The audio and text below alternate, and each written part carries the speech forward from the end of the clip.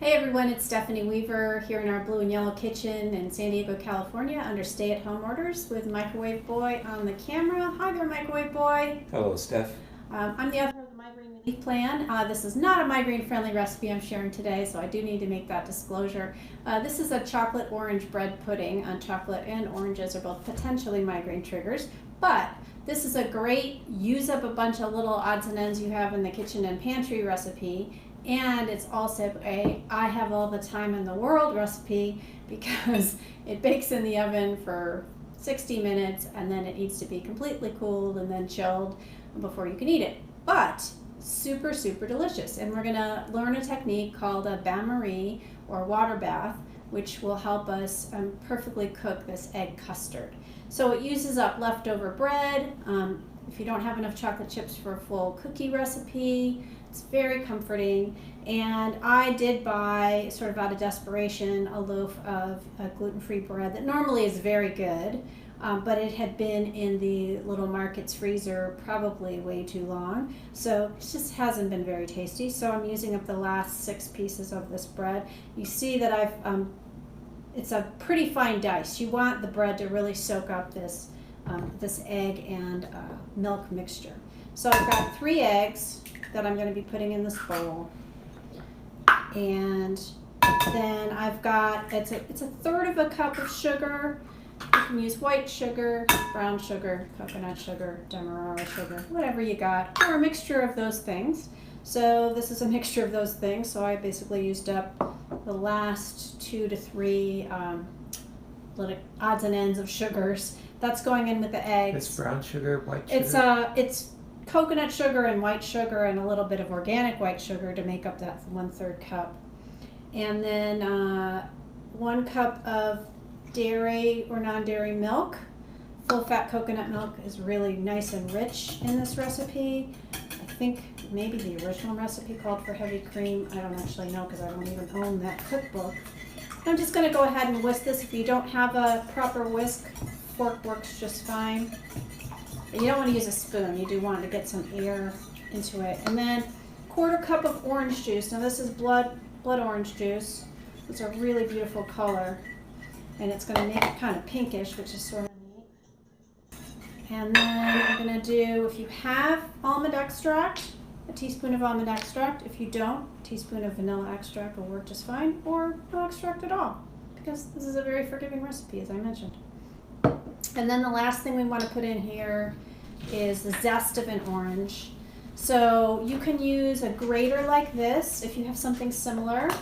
If you don't, you can actually very carefully use your vegetable peeler to peel off the pith and then mince that up really finely if you don't have either a grater or a zester like this. So never fear if you don't have all the fancy kitchen tools that I have, you can still make this recipe, and that's the whole point, is to just really get in there, enjoy what we have, enjoy making food, enjoy comforting desserts sometimes.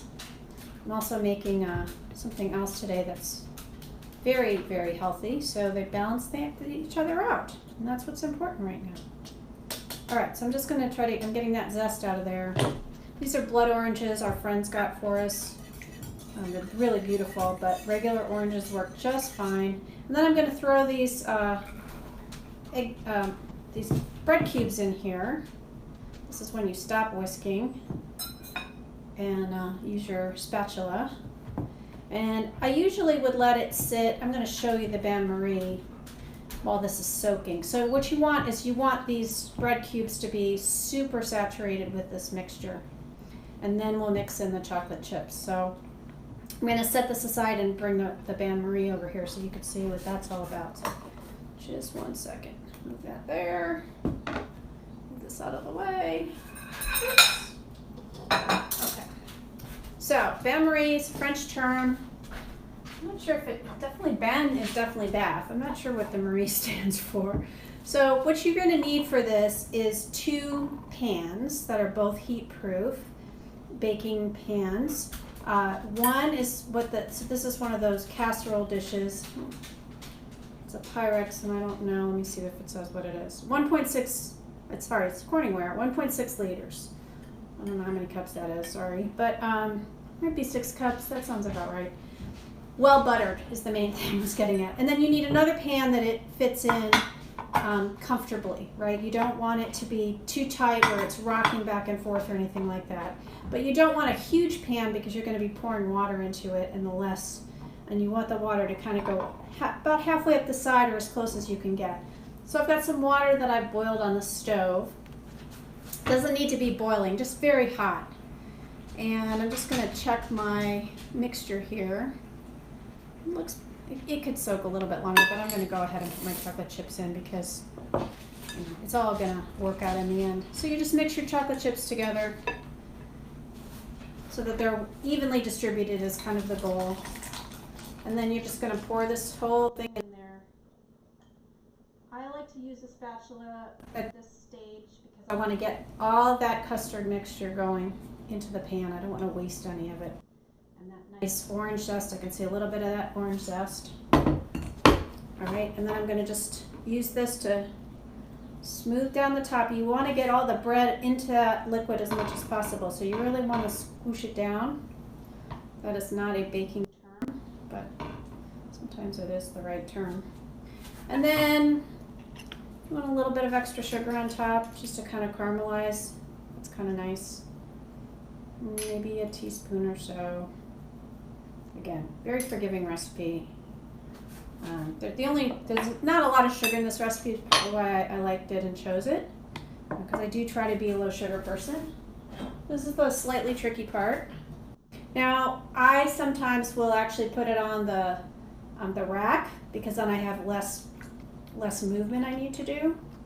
Essentially, I'm just pouring this water in, and you just don't want to get it too high so that when you're moving it, it's going to slosh over. Remember, it's very hot, so you don't want to spill it on yourself. And then you just very slowly and carefully walk it over there. That is it. And then it's going in the oven for 60 minutes. Okay, so again, it would have been a little bit easier, but not so good for the camera, to do the pouring over here. So what the bain-marie does, what that hot water does, is it surrounds the eggs, with outside of them, and it makes the heat a lot more gentle so that they don't curdle, they don't separate. So you get a beautiful, beautiful textured custard. That's going to bake for 60 minutes. So it was 300 Fahrenheit or 150 centigrade. So about 60 minutes later, I'm going to pull this chocolate orange bread pudding out of the oven. I'm very excited about it. I haven't made one of these in a really long time. So I did, so in there, and this is where you got to be really careful because it is still hot water in there. 300-degree water, very hot, so you don't want to slosh it onto yourself or the counter or anything like that. So what I'm looking for, let me just close this.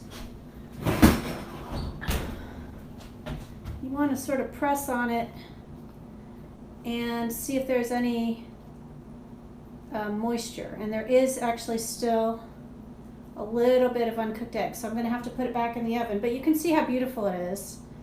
And so that's just what you're looking for, is when you press on it, you just don't want to see any uncooked egg. So it might need, it's pretty firm, so I'm actually surprised it's not completely cooked, but maybe 5 more minutes, and then I'll pull it out, and but you get the feel for it. And anyway, so thanks so much for watching. Follow me, S. Weaver MPH, on all major platforms. Stephanie Weaver MPH on Facebook. If you're watching this on YouTube, please follow me over there. Thanks for watching. Stay well. Stay inside. Wear your masks, and let's all get through this thing. Thanks. Bye.